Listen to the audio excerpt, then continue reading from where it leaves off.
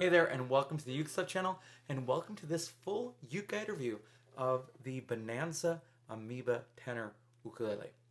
I've had this one since 2017, and actually I'm getting ready to sell it.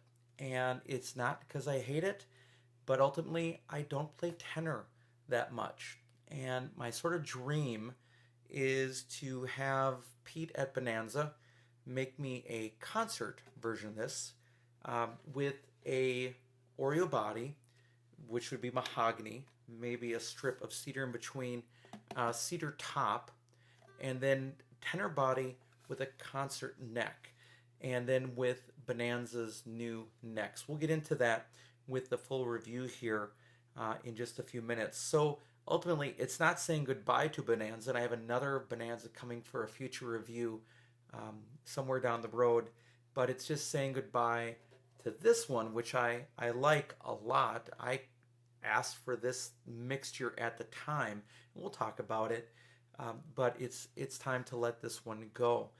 Now, what we're going to do in this review is we're going to, first of all, talk about some subjective categories, then we'll talk about the specifications, and then I'll summarize the instrument and give it a UkeGuide rating. And I do think very favorably of this instrument. So let me give you a little bit of the history. I went to a Minnesota, we call it the G-Mug here, the Great Minnesota Uke Gathering in the fall of 2016. I had been playing for most of a year at that point and involved in one of the Twin Cities ukulele groups, which was doing things at the G-Mug. And Bonanza Ukulele was there displaying things, and I believe I had interacted with them before. But when I was there, Pete was showing off his latest design, and this was it. And it was crazy looking, but when I played it, it became really clear that it was super comfortable to play. And that's still the case. If I just liked the tenor scale more, it's turned out that I'm a concert player. That's where I'm happiest. So I ordered one, and it was a pretty good price. I don't quite know, and that's the first category here, is cost. I think they were selling around $400. I know that I got this less than that. It might have been right underneath the $300 price point at the time as a, show deal. Pete was still getting into it. This is number 130 that Pete had made. So, Pete had been making these ukuleles for a while, but, it was, introducing it and getting feedback and other things. So I bought one, and in March of 2017, Pete finished it and sent it to me. You have to give Pete some lead time because every one of these is custom made. So I chose aspen. At the time, they weren't doing spruce or cedar or anything. Basically, the choices at the time were cherry, aspen, black walnut, and of course, then they also do laminate HPL as well, combinations with their ukuleles. And what makes this one different than current Bonanzas is that Bonanza will still make you an amoeba shape, but it's an Oreo. It's in layers, and they're all CNC cut out, versus this, which the top and the back were CNC cut out, and then the sides were bent around it. So Pete doesn't do that anymore. He doesn't do any more bending of sides. So that makes this one kind of a rare Bonanza. Granted, there are 130 other Bonanzas before this one. That didn't quite change yet until after this one, somewhere down the road. And Pete was still actually gluing and bracing rather than that being part of the top. So this really represents sort of a evolution in the build of Bonanzas that are out there today. And the neck sort of floats, so there's some space underneath the fretboard here, but it's okay because it's bolted in, it's not going anywhere, and it's intentionally floating there. And at this time, also, Pete was using necks from mainland, which he now CNC cuts himself as well. So that would be another benefit of buying a new one for me.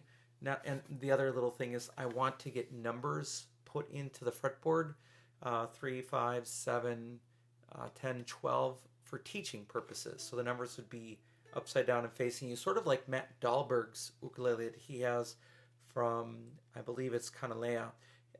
He's got a custom that has numbers on the fretboard. I love that. So I'm going to ask Pete to do that for me when that gets all put together. So anyway, the future of Bonanza, I'm still getting another Bonanza. It just, I'm not sure when, and it's just not going to be this one at the time. So I specified, that what colors I wanted, and Pete even was able to get the Korean saddle and nut to match the tuners like I asked, and it's been a wonderful ukulele.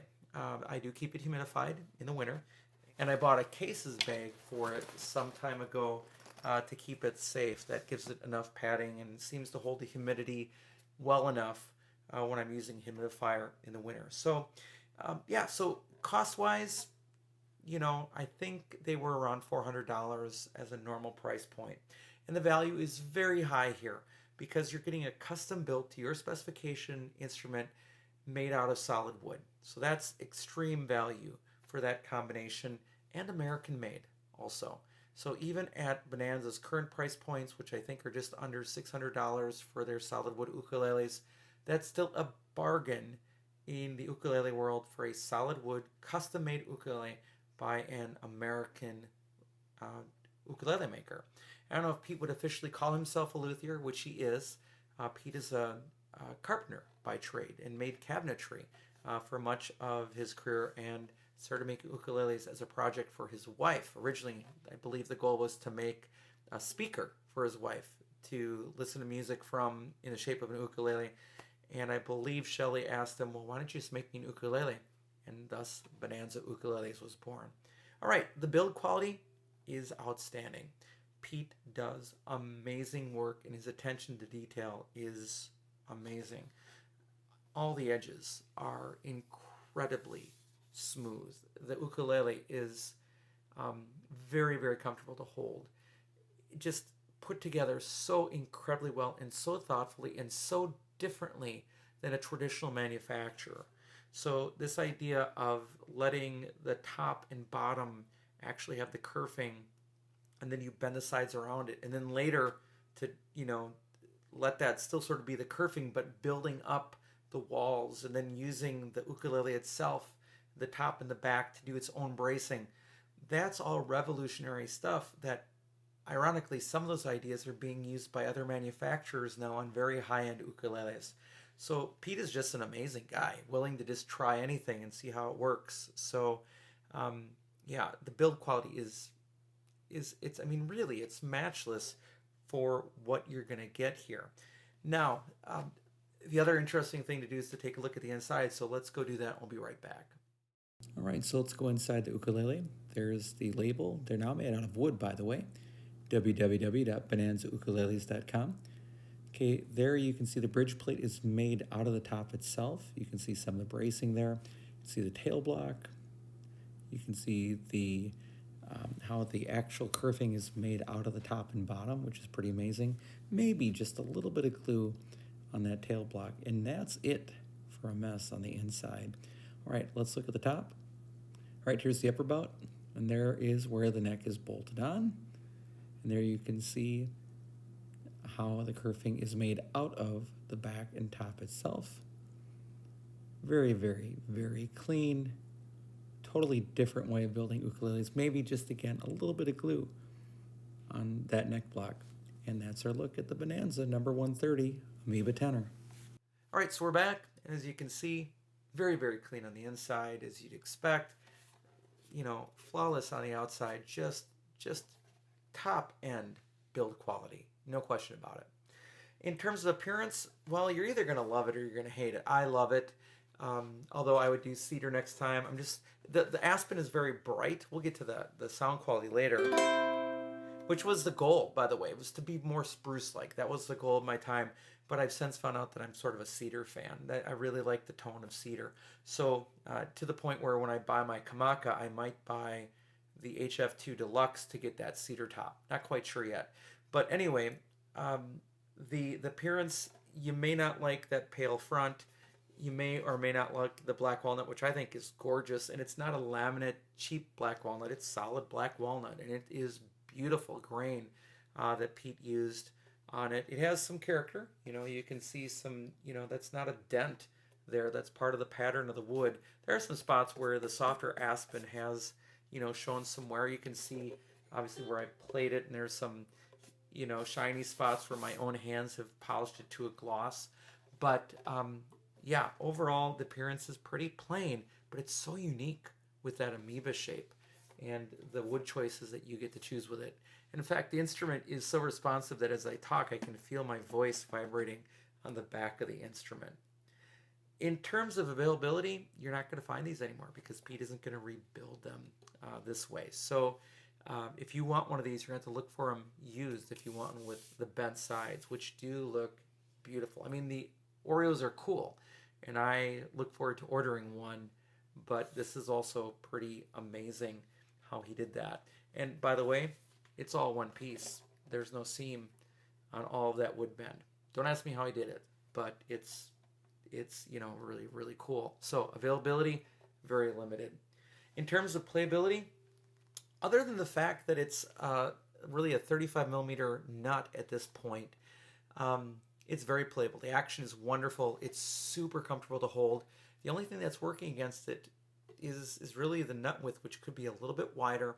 And Pete has solved that because he now makes his own necks. So it's no longer an issue, but it is something I just need to mention, that if there's anything that doesn't make it awesomely playable, it's the fact that the nut width could be a little wider, and Pete has addressed that. In terms of sound quality, it's a different sound quality. It doesn't boom like a Koloha, but it has high frequencies and it has lots of sustain.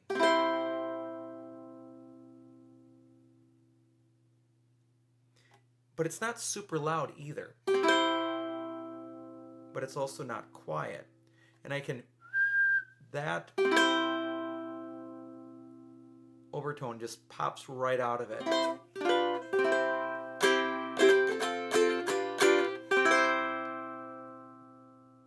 Yeah, there's, I mean, absolutely nothing wrong with the tone.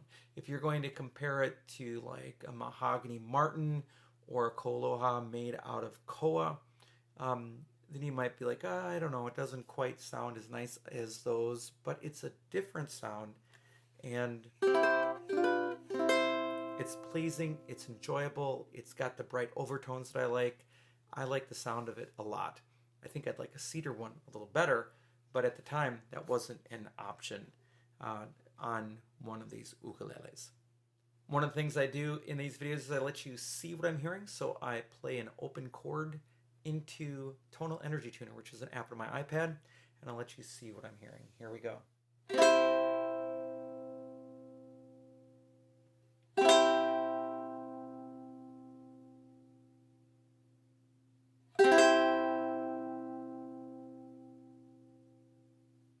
The sustain just keeps going even beyond Tonal Energy Tuner, hearing it, and it is fun to see that whole spectrum light up. And yeah, there is some sustain on the low end too, but I also hear the overtone ringing for quite a while on the instrument. All right, now that we've talked about the subjective categories, let's go over the specifications for the instrument. The scale length is tenor. It is exactly 17 inches from nut to saddle. Has 18 frets with 14 to the body, and it does have side position marker dots. Bonanza's always done it, and of course front position markers as well. The body style is unique. It's an amoeba shape. The soundboard is solid aspen. Back and sides are black walnut. The fretboard is made out of rosewood.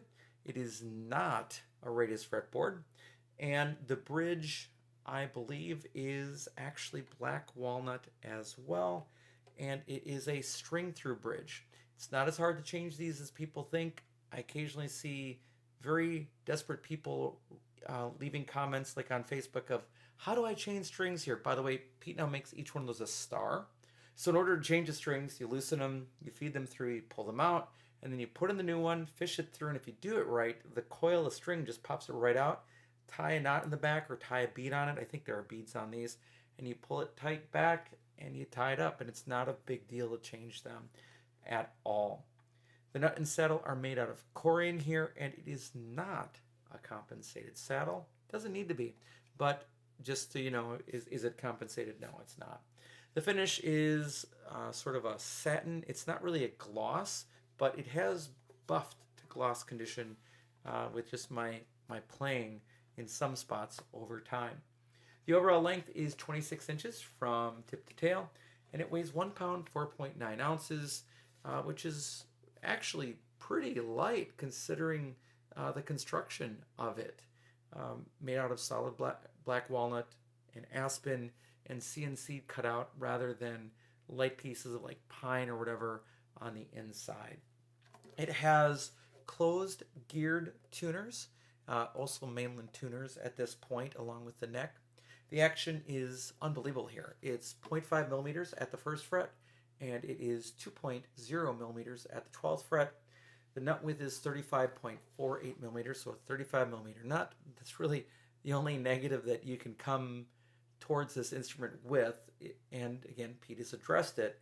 And the space between strings is pretty wide, 9.11 millimeters between each string, which is 28.99 millimeters or 29 millimeters G to A. So it makes good use of those 35 millimeters. And the depth of the neck at the third fret is 22.42 millimeters from the top of the strings to the bottom of the neck at the third fret. Now, that is a little bit thick, but again, this neck wasn't Pete's own neck at the time. So it's a very C-shaped neck. And by the way, I have a mainland, and I'm going to be eventually buying another mainland as well, a concert cedar, incidentally, when my wife and I get a chance to visit there in Nashville, Indiana.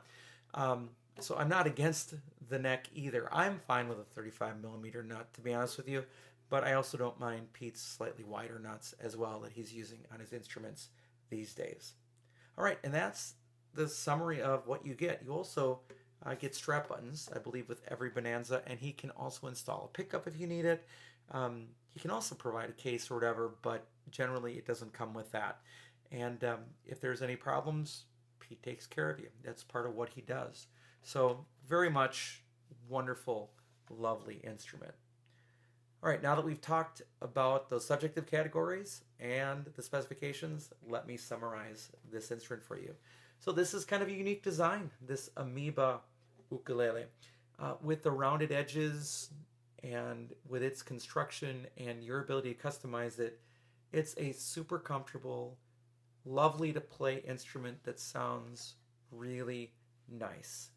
I was lucky enough to buy one of these, but again, tenor just isn't my main thing, and that's got to be okay. It's okay for an instrument not to be your main thing.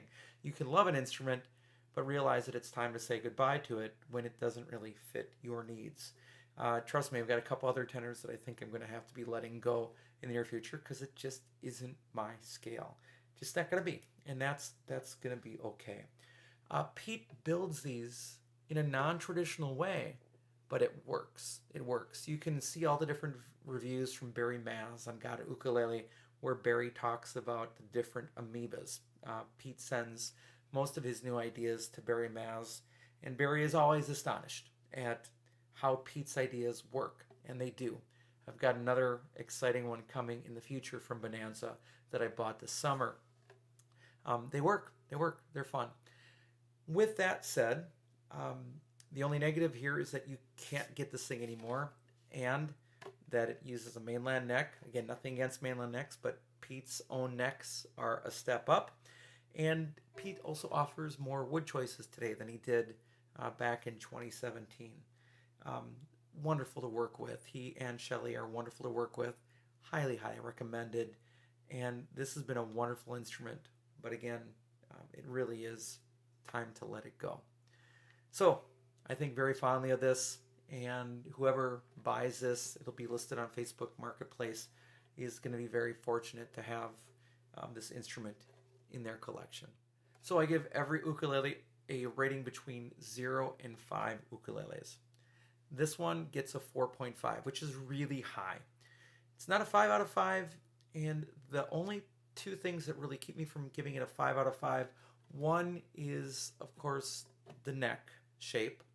And then the other would be just the sound is beautiful and it's good, but I do have a couple of instruments that are more open, with more spectrum, that I would give a little higher rating to. And that's it. I mean, those are the two things. no other complaints, and those really even aren't even complaints. They're just observations on both of those. And it's okay. 4.5 is a great rating. Super highly recommended. So if you're interested at all in a customized ukulele by a woodworker who thinks outside of the box but makes things that really work, check out Bonanza Ukuleles. I don't think you'll be disappointed. All right, thanks so much for joining me on this video. I hope you're having a great day, and I'll be back soon with some more uke stuff for you.